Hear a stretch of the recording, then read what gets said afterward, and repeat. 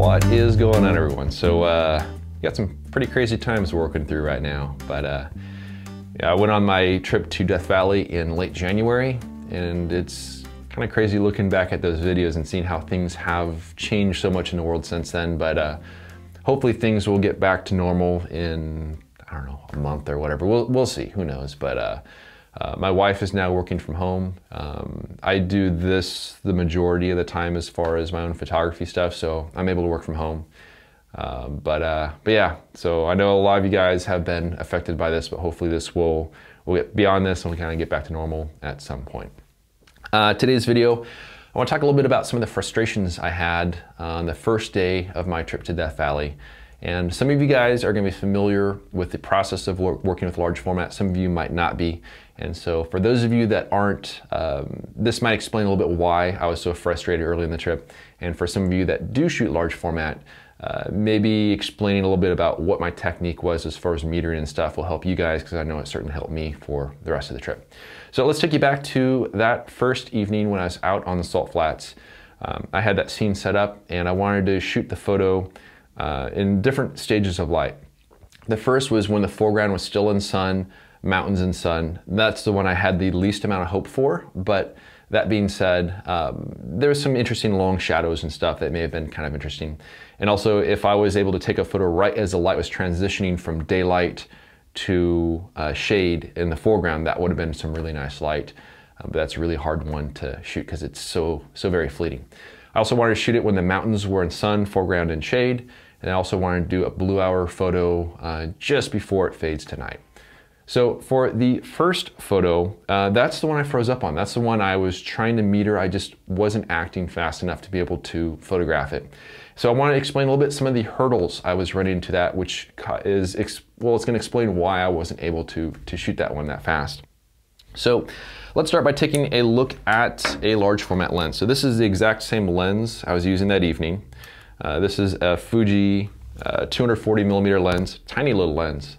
I bought this one for going on backpacking trips. But the lens for large format lenses, you're going to have your shutter speed and you're going to have your aperture. Everything's built in, everything's mechanical. And so if I have it opened up here, you'll see there's the aperture being adjusted right there. And there's a sliding scale here on the top as well as on the bottom. And this lens has from f9 all the way to f90, which I've never used a lens stop down that far.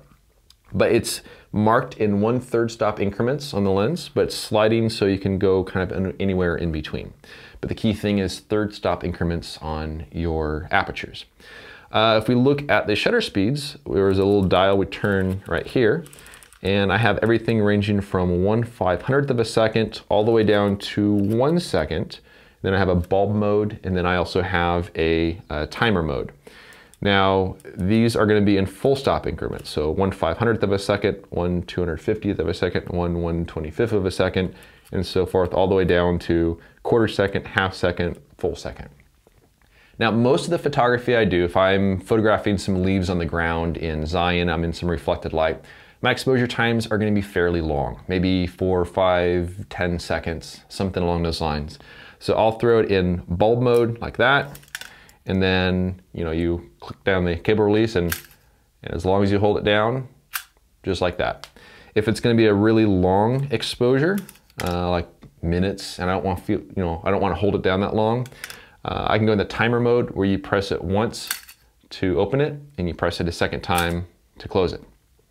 Now that evening when I was out on the salt flats, when the sun was still out, I had some pretty fast shutter speeds. So I was going to be a shutter speed that was going to be faster than 1 second. So now I'm at the mercy of the shutter speeds that are built into the lens. And these are full stop increments. I'm shooting a 100 speed film. My desired aperture is f45. It's a good compromise between depth of field and also avoiding diffraction. But my shutter speed that my meter tells me to use is not something that I'm able to select.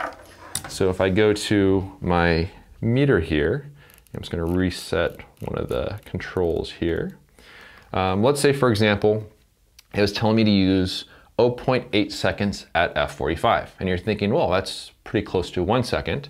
And I can spin this little dial right here and see that at 1 second at f51. but that's a little bit beyond where I want to be with the aperture. I'm start getting a little bit more into diffraction territory. Or I can spin it going the other way and go down to a 1/2 second at f/36. But maybe that's not quite enough depth of field for the scene I wanted to shoot. So I have to make the decision, stop down more than I want or open up more than I want, because my desired setting just isn't quite possible. And this gets to be a little bit of a struggle, especially since I have to go to the lens itself and I have to change the settings here on the lens. So, switch over to 1 second, change my aperture, change everything around. Meanwhile, the light is changing. And so I like to meter a scene. Then I like to set up the lens so it's ready to go. And just to satisfy my own OCD, I like to meter the scene one more time. It's a little frustrating when you go to meter it again and you see that the light levels have changed. And now you have to play with things a bit more and change things around a little bit more. And you're constantly kind of chasing your tail in that sort of situation. And so at a certain point, I kind of went around a few times on this until finally the foreground just dropped into shade and that light was gone. So all that has to do with the full stop increments on the lens itself for the shutter speeds makes it sort of a juggling act. So after that happened, I decided to kind of reset things a little bit, just calm down a little bit. And now I wanted to shoot the photo where the foreground's now in shade, where the light was good for that. Mountains were in sun. In these situations, a 2-stop graduated filter is necessary when working with slide film. And when you work with slide film, you have to have basically kind of a perfect exposure, because if you're off by 1/3 of a stop, you'll notice it. If you're off by 2/3 of a stop, you're starting to get really close to losing some highlights or some shadows. If you're off by a full stop, things aren't going to be in good shape. So I used a 2-stop soft grad filter, placed that over the lens. A soft grad filter is pretty easy to place, it's pretty forgiving. So I didn't even look on the actual ground glass, I actually just looked at the front of the lens and just kind of placed it that way. That was fine. Now, my technique when metering these situations when using a grad filter is I'll use a grad filter to control the background. At that point, I only pay attention to the foreground. I'm only going to meter for the foreground because that grad filter is going to protect the background.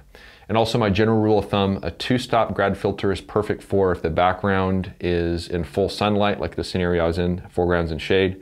If I'm shooting towards the sun at sunrise or sunset and the sky is really bright from that, usually I use a 3-stop filter. So place a grad filter. Now I need a meter for the foreground. Now this was my second hurdle that I ran into that evening.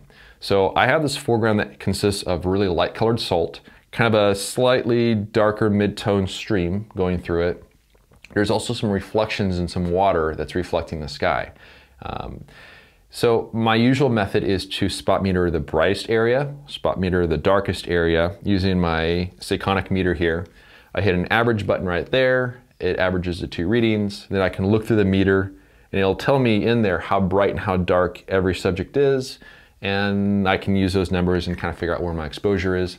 That system works really, really well so long as you have a scene that has a good dark tone to sample from and a good bright tone to sample from. In a scenario, I had 2 conflicting bright tones. I had the white salt, but also had the even brighter reflection of the sky in the water that was within the frame. And I didn't have a very good dark sample. So I'm kind of struggling to try to find something to meter off. And I was just getting all these different numbers.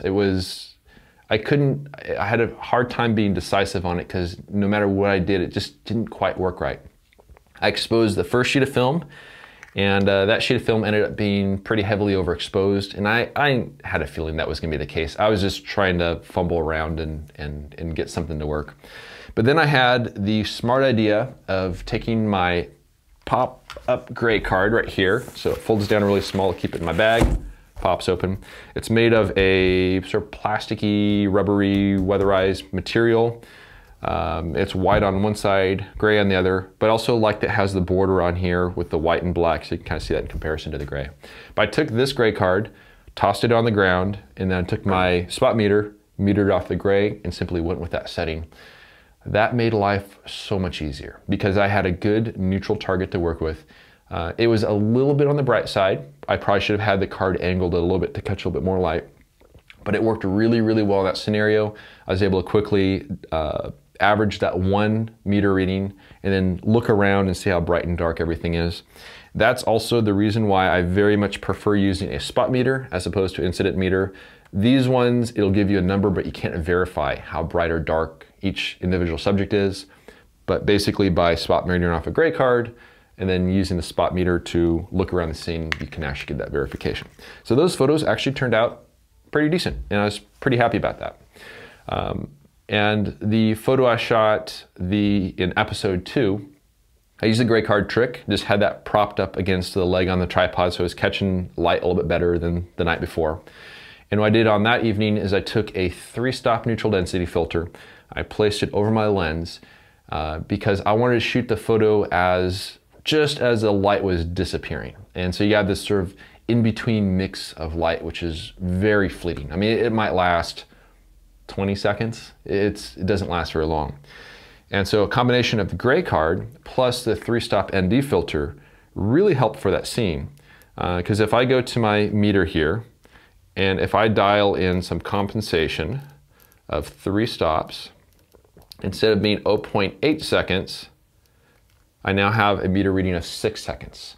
6 seconds is easy to do to time it with a bulb mode and a stopwatch. So the combination of using a gray card in these really quickly changing scenarios made life so much easier, and using a 3-stop ND filter to extend those shutter speeds into the range of seconds also helped out enormously. So hopefully this makes a bit of sense for those of you guys who don't shoot large format, and then maybe some of you guys who do shoot large format. This is something that can come in handy because I was able to use basically the gray card for the rest of the trip in some really tough to meter situations, and I was able to get answers really fast.